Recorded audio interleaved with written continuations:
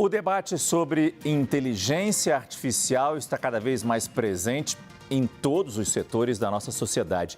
A criação de imagens através da ferramenta, por exemplo, levantou uma grande discussão no Prêmio Jabuti, tradicional prêmio da literatura brasileira. No começo do mês, a Câmara Brasileira do Livro desclassificou uma publicação por causa do uso da inteligência artificial. Assunto do quadro CNN Innovation aqui no Prime Time.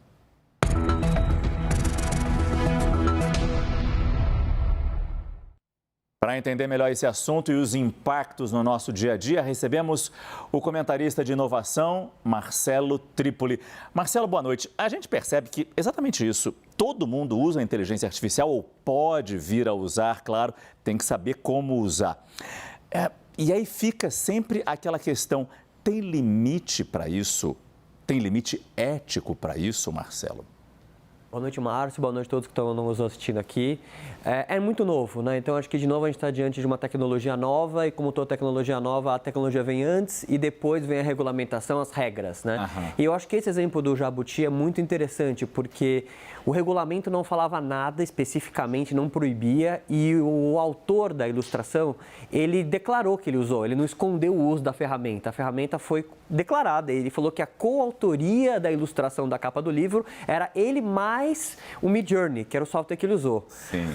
Passou pelo primeiro filtro, foi para a final e na final os jurados decidiram que ele deveria ser desclassificado. E aí está todo um debate se os jurados foram conservadores ou não. Porque a ferramenta estava à disposição de qualquer outro participante, não é uma ferramenta, não foi uma trapaça onde só ele podia usar ou ele escondeu o uso. Porque tem uma questão de direito autoral aí, como é que funciona o Midjourney mesmo? Como é que ele funciona quando eu boto, quero fazer uma capa de flores do meu livro que fala de uma maldição de uma família, por exemplo?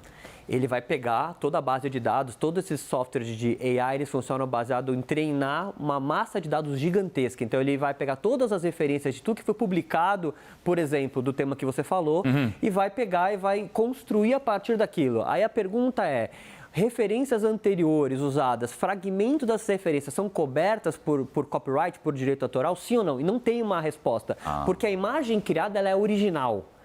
Ela é baseada, por exemplo, numa linguagem expressionista ou numa linguagem artística. Que alguém desenhou. Que alguém desenhou. Que alguém fez. Que alguém fez. Então, o que está acontecendo existe o grau de conservadorismo. Dependendo da empresa que está envolvida, da pessoa envolvida, ela vai achar que aquilo pode dar um processo judicial, mas não existe ainda uma jurisprudência, nem algum tipo de regulamentação que deixe claro. A gente está diante da questão cinzenta. O que fica muito evidente, que é interessante a gente entender, é que se você ou eu entrar lá no Midjourney e colocar lá, vamos desenhar a capa de um livro do Frankenstein, como esse ilustrador fez, a gente não vai conseguir o estado que ele conseguiu, porque a maneira com que você interage com o software e as suas referências pessoais, eu quero que use uma linguagem de filme Polaroid, ou que use uma linguagem expressionista, que a câmera venha do lado esquerdo por direito, só uma pessoa que é um especialista daquela área pode dar esse comando para a máquina. Então, a máquina, na verdade, mais o ser humano, causa um impacto diferente, não é qualquer um. Então, por isso que eu acho que, na verdade, a gente está diante de uma questão temporal, que daqui a pouco, isso não vai ser nem assunto mais no nosso CNN Innovation, porque isso vai virar cotidiano e a ferramenta vai ser usada por todo mundo. E aí a pessoa, como ela opera e o conhecimento técnico dela, o repertório humano dela, vai fazer a diferença no resultado. Mas por enquanto esse dia não chega, precisamos de regulamentação. Será possível fazer uma regulamentação? Talvez essa seja a pergunta. Assim, bom, essa discussão, né, que gerou inclusive toda a questão do OpenAI semana passada, que é como regulamentar. Então, eu acho que princípios éticos, como, por exemplo, você declarar que está usando, né, então um estudante declarar para o professor da escola que ele usou o Midjourney para fazer uma redação, deveria ser obrigatório. Então, eu acho que já dá para algumas definições éticas, como, por exemplo, você não usar escondido a tecnologia, ficarem claro.